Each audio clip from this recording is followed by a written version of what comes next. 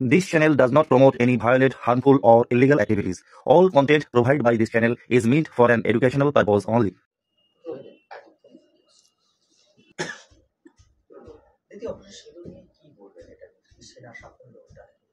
এটা বিশাল বড় একটা আমাদের সাফল্য। আপনারা জানেন 22শে এপ্রিল যেভাবে গত 22শে এপ্রিল যেভাবে পেহেলগাঁওতে জঙ্গি হানা হয়, আমাদের নিরীহ পর্যটকরা 26 জন প্রাণ হানায়, তার বিরুদ্ধে ভারতবাসী তখন থেকেই ফুঁসছিল প্রতিবাদ।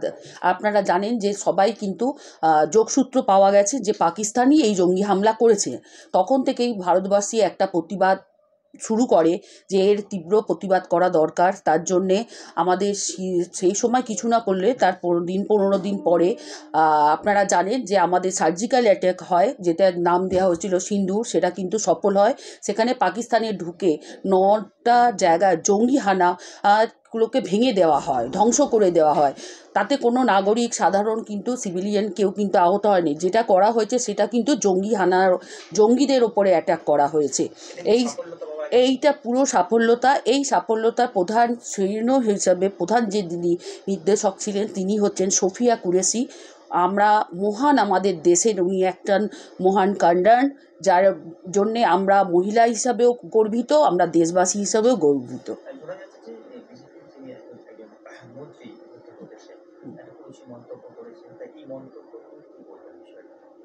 এই কুরুচিকর মন্তব্য আপনারা জানেন যে 12ই মে আপনার মধ্যপ্রদেশের ভাজপার একজন মন্ত্রী তিনি এই সোফিয়া কুরেশির বিরুদ্ধে কুরুচিকর মন্তব্য করেন। সেটা কিন্তু আমরা তীব্র ধিক্কার জানাই। আমরা বিভিন্ন থানায় আমরা কিন্তু এফআইআর দাখিল করছি। আর আজকে আপনি জানেন যে উচ্চ আদালতের একটা রায় বেরিয়েছে, যেখানে বিজয় শাহ মধ্যপ্রদেশের মন্ত্রী বলেছেন যে আমি ক্ষমা চেয়েছি, কিন্তু সেই ক্ষমা চাওয়াটা কিন্তু উচ্চ আদালতে গ্রহণযোগ্য করেননি, মঞ্জুর করেননি। অতএব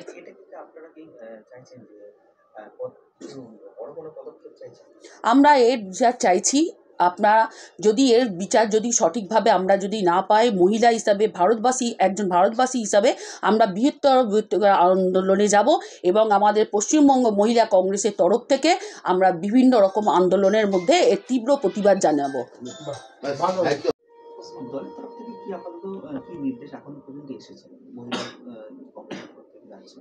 পশ্চিমবঙ্গ মহিলা কংগ্রেসের তরফ থেকে আমাদের নির্দেশ জানানো হয়েছে যে ভারতবর্ষের কর্নেল সোফিয়া কুরেশিকে যে কুরুচিকর মন্তব্য মধ্যপ্রদেশের ভাজপার নেতা করেছেন, তার জন্য তাকে ভীষণভাবে আমরা নিন্দনীয় জানাচ্ছি।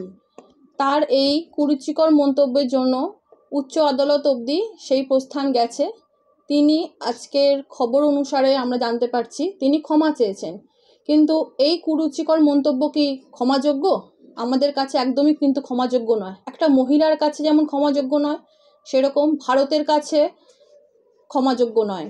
বাইরের দেশে কিন্তু এই মেসেজটা খুব খারাপভাবে প্রভাব পড়ছে যে আমাদেরই দেশের একটা উচ্চপদস্থ সেনাবাহিনীর কর্নেল সোফিয়া কুরেশি একজন, তাকে এই সিঁদুর অপারেশনের যিনি মূল নির্দেশক, তাকে এইভাবে খারাপ মন্তব্য করেছেন।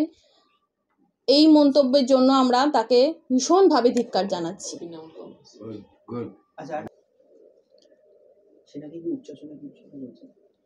আমরা কিন্তু সেনাবাহিনী এবং সেনাবাহিনীতে কর্মরত প্রতিটি মহিলা এবং পুরুষকে উচ্চ আসনে বসাই।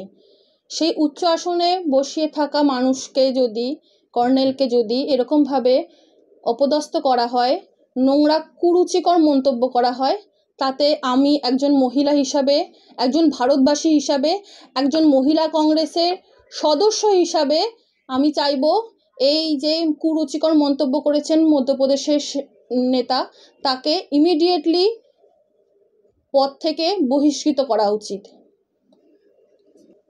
এবং আদালতকে জানাবো কড়া ব্যবস্থা নিক তার বিরুদ্ধে। এবং আমরা পরবর্তীকালে যদি কড়া ব্যবস্থা না হয়, আমরা বৃহত্তর আন্দোলনে নামতে বাধ্য হব। এটা কিন্তু একটি ভারতবাসীর আবেগ, আমাদের মহিলাদের একটি আবেগ। এই আবেগে আঘাত করেছেন, এটা কিন্তু আমরা কোনোভাবেই তাকে মেনে নিতে পারছি না। দেশ বিদেশ এবং এলাকার খবর পেতে একটু খবর সাবস্ক্রাইব করুন এবং সঙ্গে থাকুন।